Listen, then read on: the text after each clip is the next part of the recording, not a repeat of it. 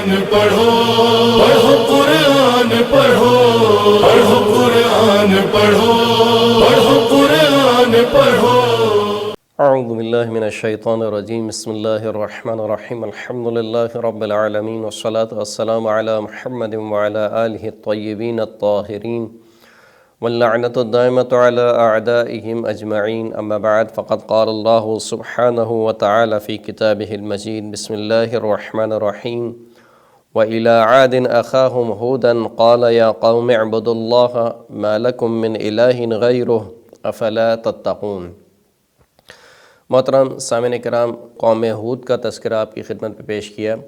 کہ جن کو عاد کہا جاتا تھا، یعنی قوم عاد کے جن کی طرف خداوند کریم نے حضرت ہود علیہ السلام کو بھیجا۔ ان کی خصوصیات آپ نے سنی کہ کس طریقے سے خداوند کریم نے ان کو تمام تر مادی اور جسمانی نعمتوں سے نوازا تھا۔ حضرت ہود علیہ السلام نے اپنی قوم کو کس چیز کی طرف دعوت دی؟ اگر قرآن مجید کی آیات کا مطالعہ کیا جائے تو اس سے سمجھ میں آتا ہے، جو خلاصہ نکلتا ہے وہ یہ کہ حضرت ہود علیہ السلام نے اپنی قوم کو 3 چیزوں کی طرف دعوت دی۔ ایک یہ کہ توحید کی طرف دعوت دی، اللہ کے علاوہ کسی اور کی عبادت نہ کرے، سوائے اللہ کے اور کسی کو اپنا معبود نہ جانیں۔ دوسرا یہ کہ اپنی قوم کو ڈرایا عذاب سے کہ اگر تم نے ایسا کام نہ کیا تو خداوند کریم کا عذاب جو ہے وہ تمہیں آ گھیر لے گا۔ اور تیسری جو دعوت تھی وہ خود اپنی رسالت کی طرف دعوت تھی کہ دیکھو میں اللہ کی جانب سے بھیجا ہوا نبی ہوں، اللہ کی جانب سے میں بھیجا گیا ہوں، اور میری جو ہے وہ دعوت کے حق ہونے پر یہی بات کافی ہے کہ میں تم سے کسی مال اور متاع کا تقاضا نہیں کرتا ہوں۔ یعنی اگر میری نیت میں کوئی کھوٹ ہوتا، یا میں اللہ کی جانب سے نبی نہ ہوتا، یا میں کوئی دنیاوی سلطنت اور حکومت چاہتا تو میں اس کے بدلے میں تم سے کچھ مال و دولت مانگتا، لیکن میں تم سے نہ کوئی مال مانگتا ہوں نہ کچھ دولت مانگتا ہوں، تو یہی میرے سچے ہونے کے لیے کافی ہے۔ ان 3 چیزوں کو خداوند کریم نے قرآن مجید میں اپنی آیت میں بیان کیا۔ فرمایا کہ یا قوم اعبدوا اللہ ما لکم من الہ غیرہ، اے میری قوم اللہ کی عبادت کرو کہ اس کے علاوہ تمہارا کوئی معبود نہیں۔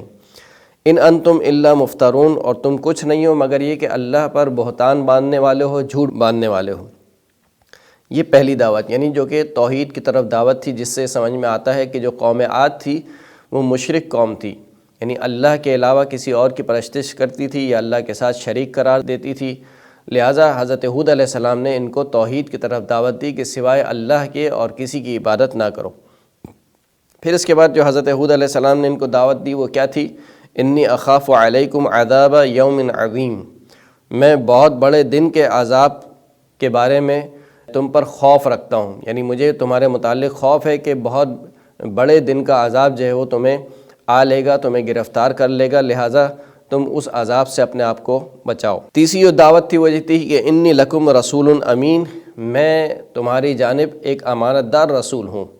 یعنی میں نے خداوند کریم کا پیغام پہنچانے میں کوئی خیانت نہیں کی، نہ میں تمہارے ساتھ کوئی خیانت کرنا چاہتا ہوں۔ یعنی اس جملے سے حضرت ہود علیہ السلام یہ بیان فرمانا چاہ رہے تھے کہ یہ جو میں تمہیں دعوت دے رہا ہوں خدا کی توحید کی طرف، اس میں میرا کوئی ذاتی مفاد نہیں ہے، یا میں تمہارے ساتھ کوئی خیانت نہیں کرنا چاہتا،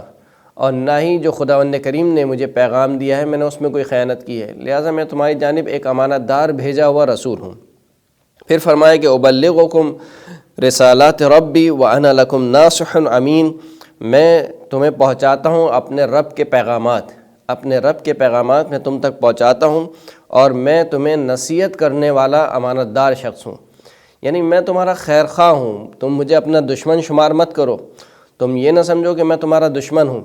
یا میں چاہتا ہوں کہ تمہیں اپنے زیر تسلط لے آؤں یا تم پر حکومت کروں، مثال کے طور پر تمہیں ایک بادشاہ کی طرح تمہیں اپنی رعیت میں لے لوں، تم میرے غلام بن جاؤ، میں یہ نہیں چاہتا، میں تمہارا خیر خواہ ہوں، امانت دار ہوں، اپنے رب کے پیغامات تم تک پہنچاتا ہوں۔ او عجبتم ان جاءکم ذکر من ربکم علی رجل منکم لینذرکم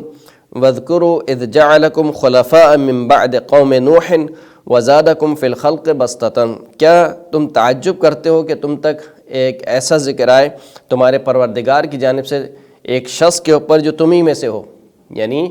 خداوند کریم کا جو نمائندہ ہوتا ہے وہ ایسا نہیں ہے کہ کوئی ایک الگ سے کوئی مخلوق آئے گی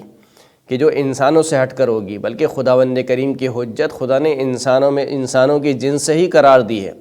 لہٰذا میرا جو تعلق ہے وہ تم سے ہی ہے، میں تمہارے ہی اندر کا ایک بندہ ہوں، لیکن تم میں اور مجھ میں فرق یہ ہے پروردگار کی طرف سے میرے اوپر ذکر نازل ہوا ہے، تم پر وہ ذکر نازل نہیں ہوا، تو کیا تم تعجب کرو گے کہ تمہاری قوم میں سے ایک شخص کے پاس اللہ کی جانب سے ذکر آئے؟ کیوں ذکر آئے؟ اس کی غایت کیا ہے، ہدف کیا ہے؟ لِيُنذِرَكُمْ، تاکہ وہ تمہیں ڈرائے۔ وَاذْكُرُوا إِذْ جَعَلَكُمْ خُلَفَاءَ مِن بَعْدِ قَوْمِ نوح، اور یاد کرو کہ خداوند کریم نے تمہیں قوم نوح کے بعد ان کا جانشین بنایا ہے۔ یعنی قوم نوح کو جس طریقے سے خداوند کریم نے برباد کر دیا جو تمہاری آنکھوں کے سامنے ہے، تو کس طریقے سے تم اللہ کے عذاب سے اپنے آپ کو امان میں دیکھتے ہو، لہٰذا خداوند کریم سے ڈرو۔ پھر فرمایا کہ یا قوم لا اسألکم علیہ اجرا ان اجری الا علی الذی فطرنی افلا تعقلون، اے میری قوم میں تم سے کوئی اجر و پاداش نہیں چاہتا ہوں، یعنی اگر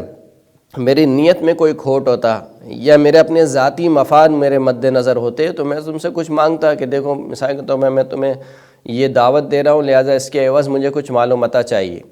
یعنی میرا کوئی ہدف نہیں ہے، مال و متاع مجھے نہیں چاہیے، دنیاوی دولت مجھے نہیں چاہیے، یہی میری تصدیق کے لیے، میرے سچا ہونے کے لیے یہی کافی ہے کہ میرا اجر تو سوائے اس پروردگار کے کہ جس نے مجھے خلق کیا اس کے علاوہ کسی پر نہیں ہے۔ پھر اس کے بعد ایک اور دعوت جو حضرت ہود علیہ السلام نے اپنی قوم کو دی وہ انتہائی اہم تھی۔ حضرت ہود علیہ السلام کی خصوصیات میں جو آپ نے پچھلے درس میں سنا، پچھلی ویڈیو میں سنا کہ حضرت ہود علیہ السلام کی قوم جو قوم عاد تھی وہ تکبر کا شکار تھی، یعنی مادی اور جسمانی قوتوں کے ساتھ نعمتوں میں اس قدر گھر کر ان کے اندر ایک تکبر آ گیا تھا۔ تو حضرت ہود علیہ السلام نے کہا کہ بجائے تکبر کے تمہارے اندر کیا آنا چاہیے؟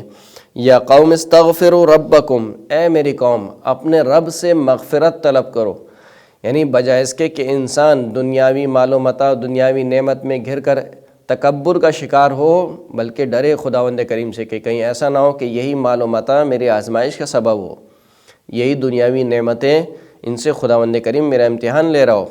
تو فرمایا کہ یا قوم استغفروا ربکم، اے میری قوم استغفار کرو اپنے پروردگار سے،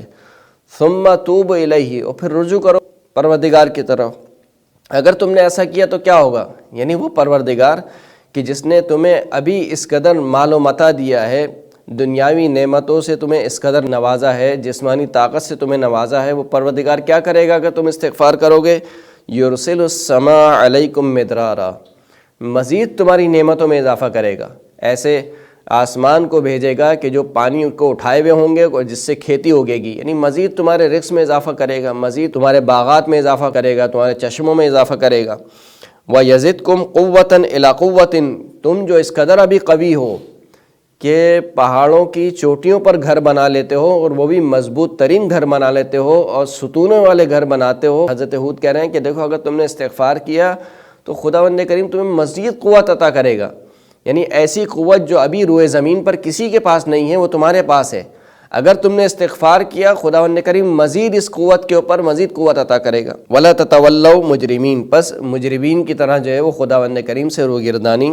نہ کرو۔ فَاذْكُرُوا آلَاءَ اللَّهِ لَعَلَّكُمْ تُفْلِحُونَ، اور اللہ کی نعمتوں کو یاد کرو کہ شاید تم فلاح پا جاؤ۔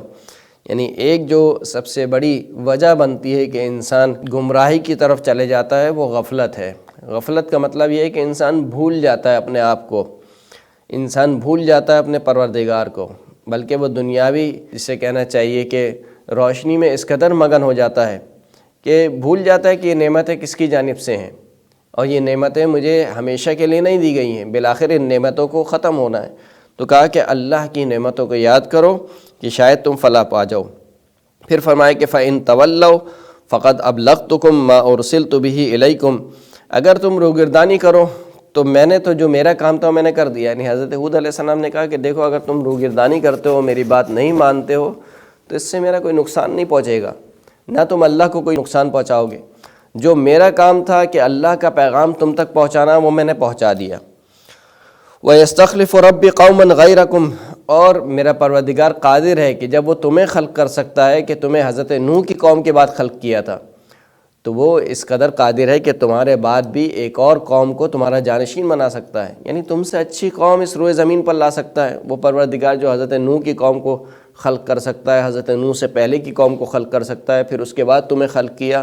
تو کیا اس کے خزانے میں کوئی کمی رہ گئی ہے؟ یا وہ خلقت سے تھک گیا ہے؟ نہ وہ تھکتا ہے نہ اس کے خزانے میں کوئی کمی ہے۔ تو جو تم کو خلق کر سکتا ہے، حضرت نوح کی قوم کو خلق کر سکتا ہے، تمہارے بعد تم سے بہتر قوم لا سکتا ہے۔ وَلَا تَضُرُّونَهُ شَيْئًا، اور دیکھو تم جو کام کر رہے ہو تم اس کے ذریعے سے ذرہ برابر بھی خداوند کریم کو کوئی نقصان نہیں پہنچا سکتے۔ کیوں؟ ان ربی علی کل شیء حفیظ، میرا جو پروردگار ہے وہ تمام چیزوں پر حفاظت کرنے والا ہے۔ یہ وہ دعوت تھی جو حضرت ہود علیہ السلام نے اپنی قوم کو دی۔ اس کے برخلاف، اس کے مقابل میں حضرت ہود کی قوم یعنی قوم عاد نے کس طریقے سے حضرت ہود کو جواب دیا، انشاءاللہ اگلی ویڈیو میں آپ کی خدمت میں پیش کریں گے۔ وآخر الدعوانا ان الحمدللہ رب العالمین۔ اللهم صل على محمد وآل محمد